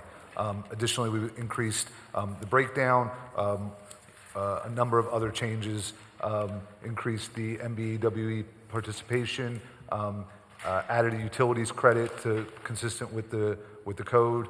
So I want to thank NOAC. I think that we're in the process of merging the agreements and finalizing those wordsmithing with the lawyers, but we're really happy with our ability to work with everyone, get their input, and get a project that I think hopefully will benefit Washington Avenue and benefit the neighborhood. All right, thank you, sir. Any questions or comments for these gentlemen? Seeing none, thank you. Thank you for your time. And there will be a EOP put in as an amendment at the hearing time. Yep, we'll hear from you, no problem. Relax. Councilman Johnson, you want to say? Herc, just one question. Yes, sir. Just for clarity. You said 53 units, correct? I believe that the entire project is 81 units, I believe. Oh, that's what I was, okay. But there's a portion that are for sale product, and there's a portion that are rental. So on the 50 plus rental units, there'll be 10 affordable units. So it's really of the rental portion, that's almost 20%. I got you. I was just reading that in the EOP just for clarity. Okay. Yeah. Thank you very much. Thank you. All right, thank you, sir. All right, who else would like to testify? Come on up. Whoever up. Come on up. Other than these 3 people, anybody else want to testify? No? Okay, this will be our final group of witnesses. Hello, my name is. Oh, sure. My name is Patricia Ruffin. Yeah, a little closer microphone so we can hear you. Okay. Hello. Good morning. My name is Patricia Ruffin. Yes. I live directly in back of this project. One of the concerns I have is the increase in people in such a small area. South Philly's smaller than the west and the north, but we have the most increase in people and in housing. We had a neighbor home. We have 2 apartments at 24th and Bainbridge. We had the sanctuary lots. We have 22nd, 23rd, and 25th in Washington Avenue, all within a couple of blocks of each other. And also, we're changing schools into apartments. There's hardly ever any affordable housing in these projects. This has to affect our water, gas, and electric in some way. This many people in the 4-6 zip code. There should be other things outside of housing. Have a food market, a daycare center, something for dog grooming, or even like urgent care, something else besides this continue of housing. It's too much to me. I think it's too much. What else did I write? Something that helps the community in some way. Let me see what I wrote. And I'm also concerned about the noise level of this project. We have decks, and I think it's also a roof deck and decks. And the height of the building. I was concerned about that also. I think it'll be like 52 feet, and I think we're 26, I believe. So the height is important too. And also, where is everyone going to park? You know, I know that's something that everybody dismisses, but where is people going to park when it's that many on Washington Avenue alone? Trust me, ma'am, where I live, we don't dismiss parking problems. And also, I was worried about the traffic study, how much traffic this will create. Okay. All right, I'm thank worried you. a lot Have about- you been in communication with Councilman Johnson's office on these concerns? No. Oh, okay. I come to the meetings. Okay, all right, thank you. All right, you're welcome. Whoever would like to go next? I gotta go next. Sir? Please, in the microphone, state. You can say stay in place, just speak in the microphone. I prefer to be closer. Okay. Hello, my name is Sean Moody. Who am I? I'm a resident of the 2400 block of Kimball Street. I live at 2438 Kimball, right behind the proposed structure that is to be built there. And I'm just going to pretty much give my point of view and some points that I have noticed over the last year or so of dealing with this. One, one second, I have my notes.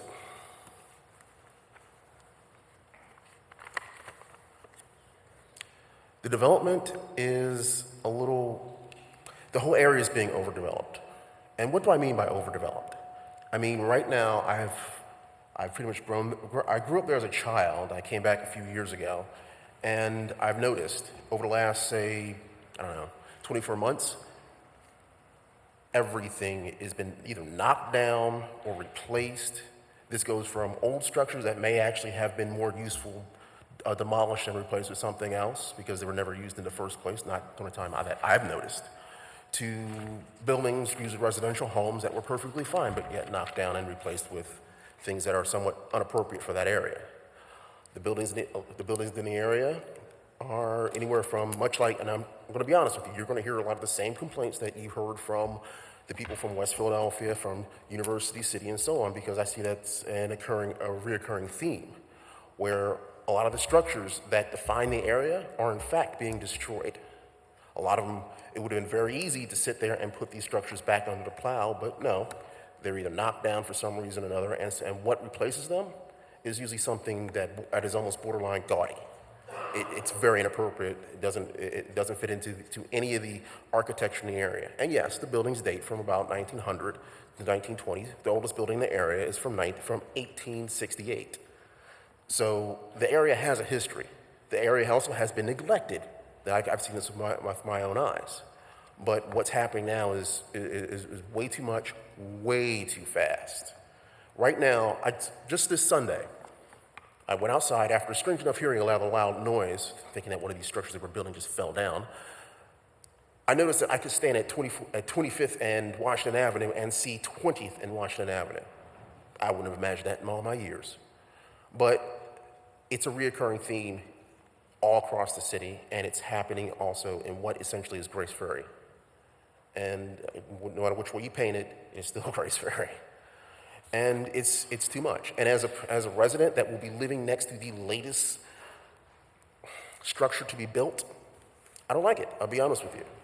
One of the few luxuries that anybody can have, and I got a feeling this was on the consideration of people that moved in the block, whether they're people that have been there 30, 40, and at times 50 years, or somebody who's just moved in only a year earlier.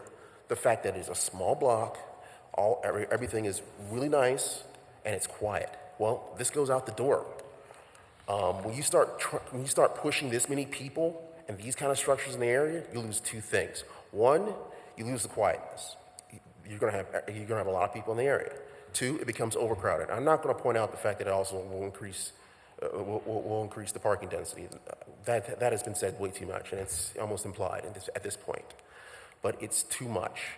And from my point of view, I can't say I'm for it. And on top of that, it doesn't seem to be well thought out. I'm fine, okay, there's nothing there. Build something, no biggie, not a problem. Build something reasonable. Houses, there are already houses in the area. You'll get people to stay in there with houses, not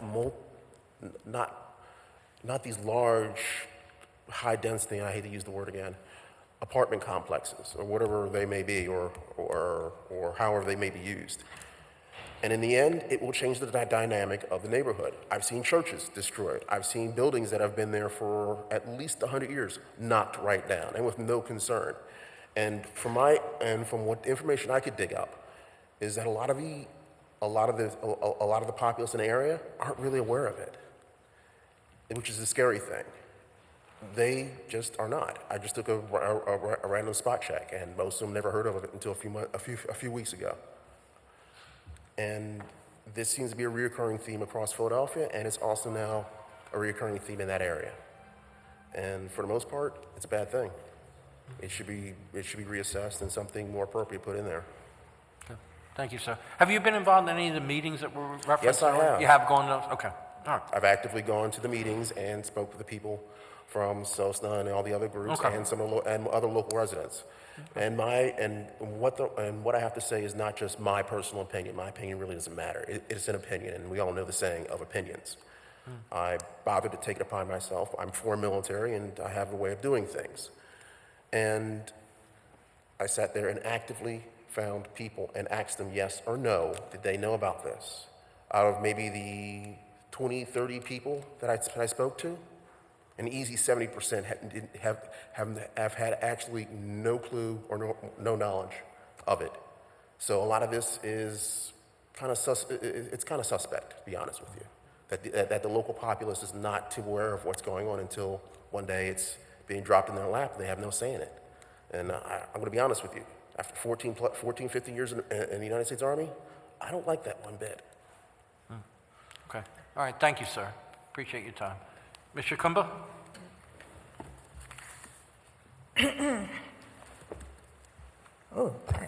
Hi, my name is Madeline Chicumba. I represent the North of Washington Avenue Coalition. I'm here to talk about this project, but before I get into it, I'd like to thank Councilman Johnson for all the support and he's given me in return being in this thing. Without his help, I would not have been included. I had been excluded from the discussion, despite the fact that our organization is well known in the area. There was a purpose of exclusion. And because of him, we were introduced into it. Concerning this here agreement, I give support conditionally. And I told Councilman Johnson about that. And we are working with the developer on this issue. The problem is that there is an issue concerning the agreement. Sosna entered into agreement with the developer on May 20th. It was 11 days after the people had unanimously rejected the proposal put forth by the developer because they felt it was insufficient. But Sosna entered an agreement to support the development without really talking with the people themselves, okay? Then I came along and I told Councilman Johnson that I felt the people were not, I was for affordable housing. I still am for affordable housing. Affordable housing as a condition for these people who are losing sunlight and everything else because of these huge buildings that are being built, okay? We need to listen to the people, and this is the thing. One of the things was that, and I added some things to it in the affordable housing, is that we added utilities. Sosna agreement was very weak, and I wanted to strengthen it and get more enforcement in it. And the developer was willing to listen to what I had to say, and he was very helpful. Okay? The glitch came at the 11th hour when some additions were made at the suggestion of the RCO of Sosna that halted the agreement to be accepted. But again, Councilman Johnson was there, and he has been helpful in terms of that, and we feel as though we can reach some type of agreement. We're not asking regarding anything about the height because that's another issue. Okay. What we want, however, is the fact that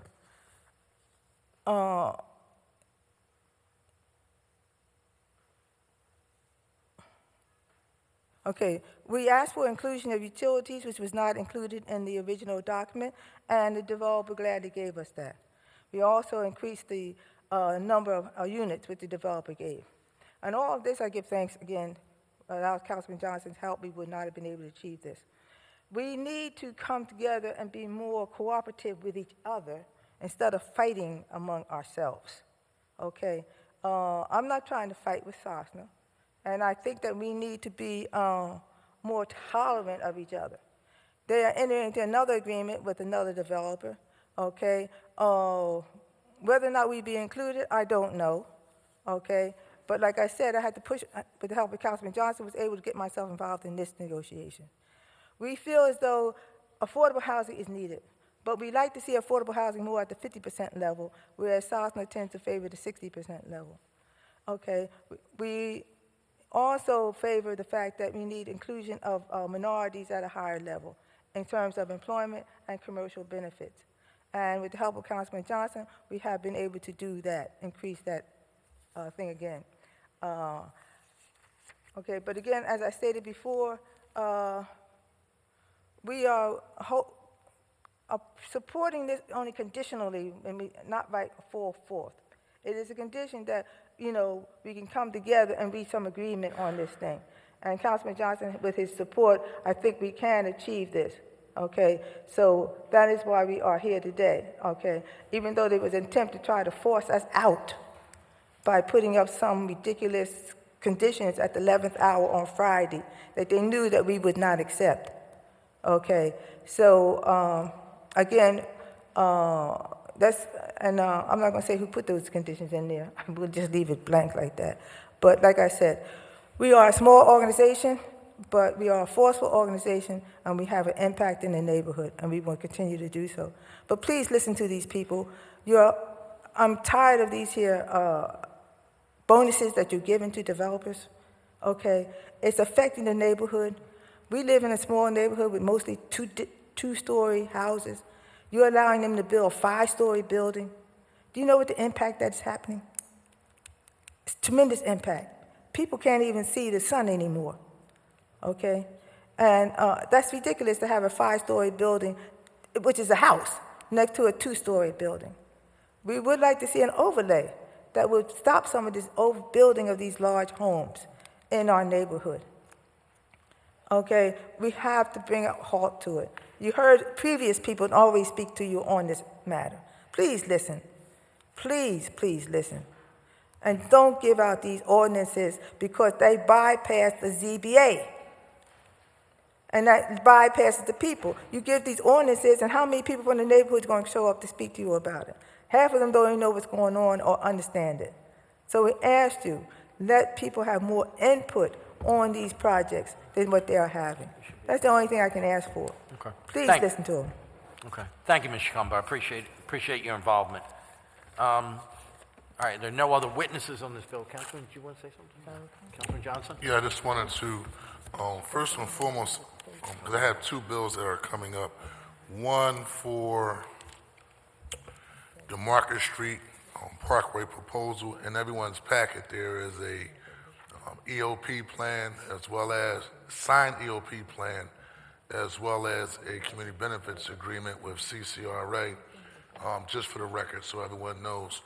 And then also, in terms of this particular project, I wanted to thank Nolan Tully. I want to thank Ms. Madeline Shakumba, and I want to thank the lawyer Hercules for having a constant collaborative dialogue about this particular project.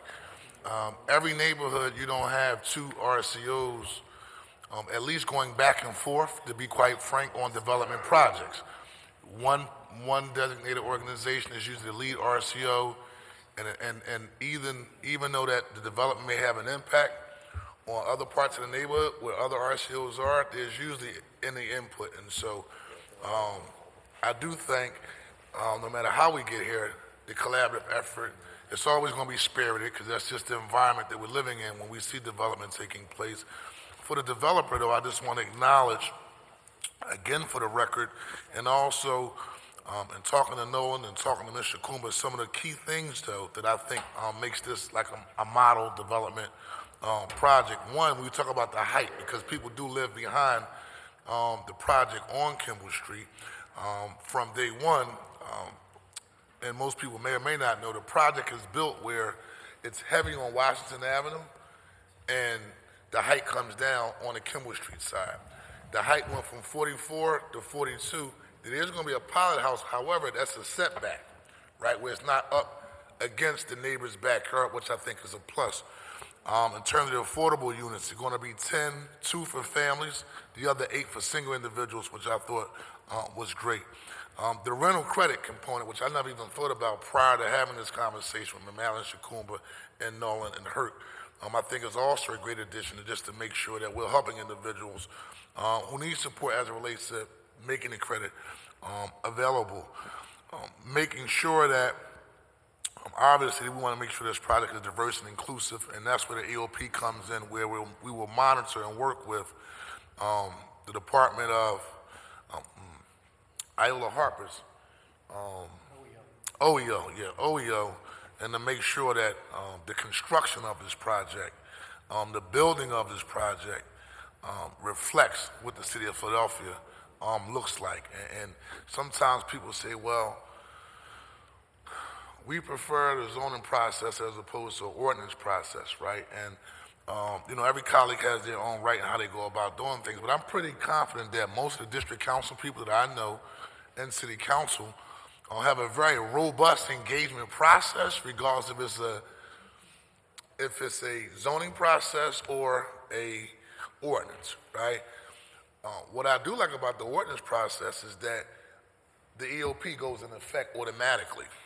And when you talk about diversity and inclusion and the building of these structures that we see in the city of Philadelphia, that gets monitored by the city of Philadelphia. What happens when you go through the zoning process, you get zoned, do what I want. There's no guidelines to make sure that the actual construction of the building, right, reflects any level of diversity and inclusion. And so it's always a give and take. But this process hasn't been rushed. Actually, it was actually delayed over the summer for more input. And so that's to provide people a level of input on this process. And so again, I thank Nolan, I thank Ms. Madeline Shakumba for staying on top of this process as well, to make sure that we get it right. And her, as she mentioned, we'll follow up on some little small last details. But I think this is still a model project when it comes to developers, because at the end of the day, you have some that we meet don't want to give nothing back. I'm just being up front. First thing they say, the numbers don't work. That's what they say. And nevertheless, if you're going to get support from us as a body, and we take this as a priority, then we're going to impress upon the actual developer try to find a way to make it work. And so I just want to thank all the partners in this process and ask for affirmative vote on both bills. Thank you very much, Mr. Chair. Thank you, Councilman. And I think it is important that we always have put in the EOP as an amendment to the bill to make it a part of the law. Yeah, thank you. All right, that completes our Rules Committee hearing. We will now go into the public meeting, and the chair recognizes Councilman Squilla.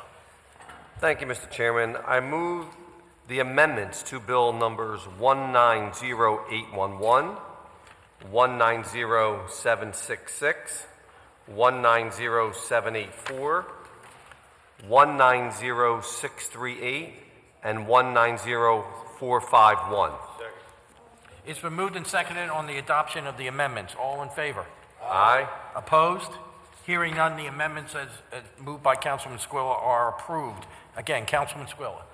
Thank you, Mr. Chairman. I move the bill number 190718, 190762, 190763, 190811 as amended, 190830, 190825, 190766 as amended, 190784 as amended, 190638 as amended, and 190451 as amended be approved with suspension of the rules to be read at next session of council.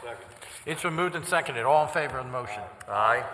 Opposed? Hearing none, the bills as read by Councilman Squilla with the appropriate amendments reported as committee favorably with a rule suspension. That completes the Rules Committee meeting for today.